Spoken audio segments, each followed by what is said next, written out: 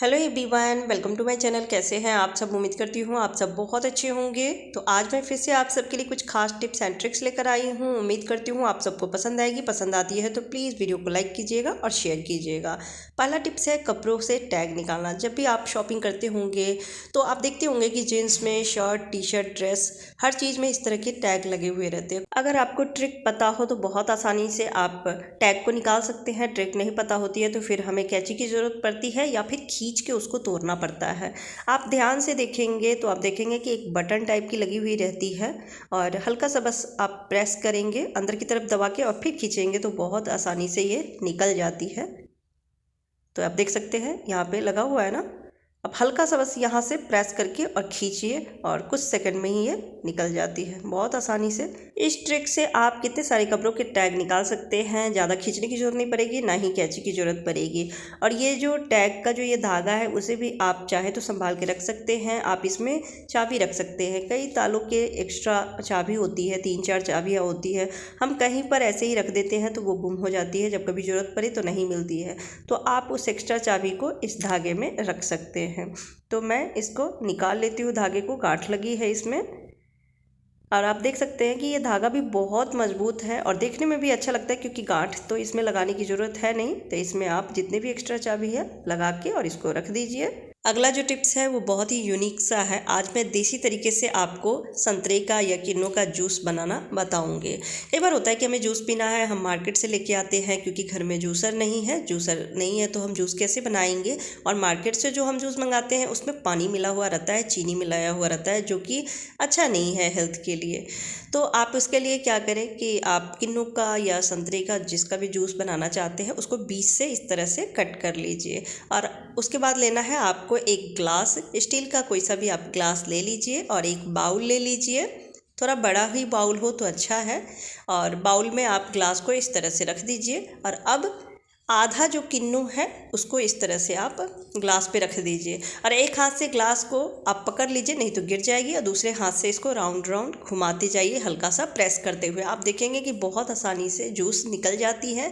और इस तरह से आप घर पे ताज़ी फ्रेश खुद से बना के जूस पी सकते हैं। जूसर नहीं है तब भी। ये देसी तरीका आपको कैसा लगा कमेंट करके ज़रूर बताइएगा।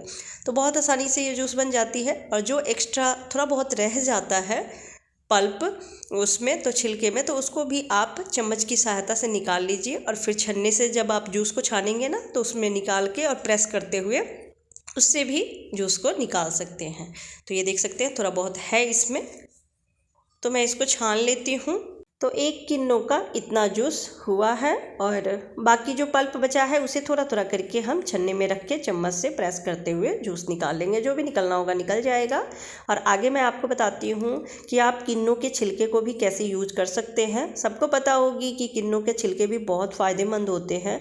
आज मैं एक न्यू ट्रिक शेयर करूँगी कि इसके छिलके को आप कैसे इस्तेमाल कर सकते हैं।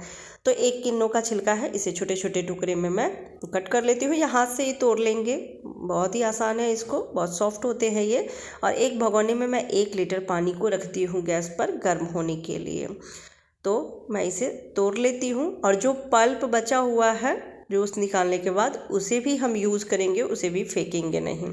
तो भगोने में रख दी हूँ 1 लीटर पानी और जब पानी थोड़ा गर्म हो गया है तो सारे छिलके को रख दी हूँ और किन्नू के जो पल्प थे वो भी रख दी हूँ। और अब इसको अच्छे से हमें बॉईल करना है जब तक कि पानी का कलर चेंज ना हो जाए, यानी कि संतरे जैसी कलर ना हो जाए, तब तक इसको उबालना है अच्छे से। तो ये उबल गया है अच्छे से, तो मैं गैस ऑफ कर दी, छान ली हूँ। छान के और इसको ऐसे ही रहने दूँगी, ये ठंडा हो जाएगा तो उसके बाद मैं निकाल लूँगी एक बॉटल में। और ये जो छिलका बचा है इसको हम फेंक देंगे, इसका कोई काम नहीं है।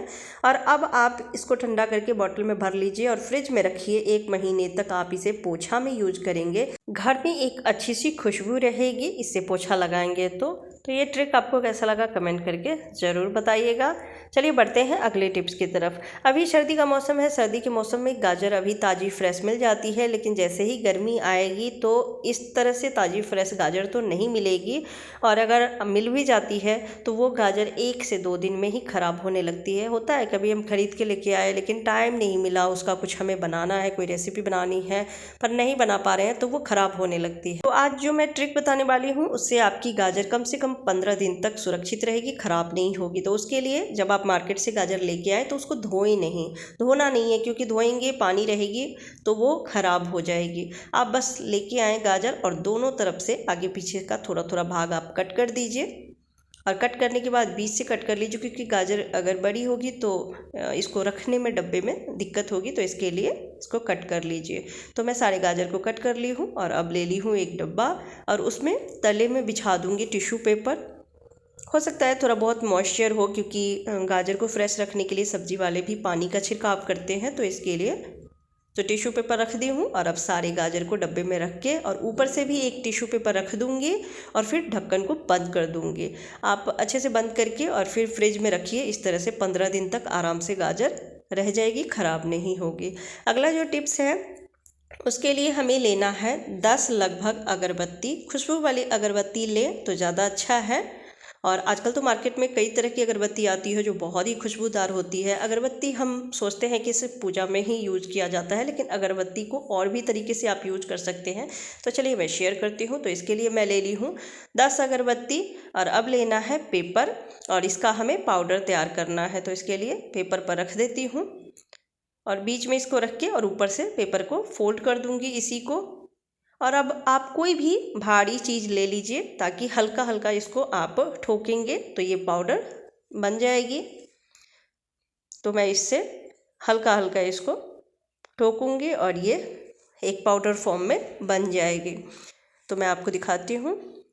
2 मिनट का काम है, बड़ी आसानी से सारी अगरबत्ती के पाउडर बन गए हैं। और जो इसका स्टिक है उसको भी हम नहीं फेंकेंगे, ये काम में आ सकता है। तो इसको रख देती हूँ और जो पाउडर बनाई हूँ उसको किसी भी बाउल में आप रख लीजिए या फिर कोई छोटा सा डब्बा हो प्लास्टिक का तो आप उसमें रख लीजिए।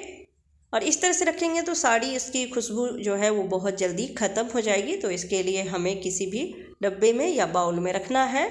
तो मैं बाउल यूज़ की हूँ और अब इसको मैं टिश्यू पेपर से कवर कर दूँगी और कवर करके और फिर उसमें छोटा छोटा होल करूँगी। तो टिश्यू पेपर मैं डबल वाली ले ली हूँ और अब इसमें लगा दूँगी इलास्टिक वाली रबर, क्योंकि खुले में रखेंगे तो इसकी खुशबू जल्दी ख़त्म हो जाएगी। तो कवर कर दी हूँ और अब टूथपिक लेके सारे में होल कर दूँगी। तो टूथपिक ले लीजिए या फिर जो अगरबत्ती आपने यूज़ किया है ना उसी का स्टिक लेके उसी से हल्का हल्का होल कर दीजिए आप। और अब इसको यूज़ कैसे करना है, तो बरसात के मौसम में, सर्दी के मौसम में अक्सर ही देखते होंगे कि कपड़ों से, कबर्ड से स्मेल आती है, अजीब सी स्मेल आती है जो बिल्कुल भी अच्छा नहीं लगता है। इस तरह से जब आप अगरबत्ती को बना के रखेंगे तो कपड़ों से और कबर्ड से बिल्कुल भी स्मेल नहीं आएगी। जब भी आप कबर्ड खोलेंगे आपको एकदम खुशबूदार आपको कपड़े मिलेंगे। तो कैसा लगा आपको ये टिप्स कमेंट करके ज़रूर बताइएगा। अच्छी लगी हो तो वीडियो को लाइक कर दीजिएगा। चैनल पर पहली बार आए हैं तो चैनल को सब्सक्राइब करके बेल आइकन प्रेस कीजिएगा ताकि आपको आगे भी ऐसे ही अच्छे अच्छे टिप्स एंड ट्रिक्स देखने को मिले। तो फिर मिलती हूँ अगली वीडियो में, तब तक के लिए बाय बाय, टेक केयर।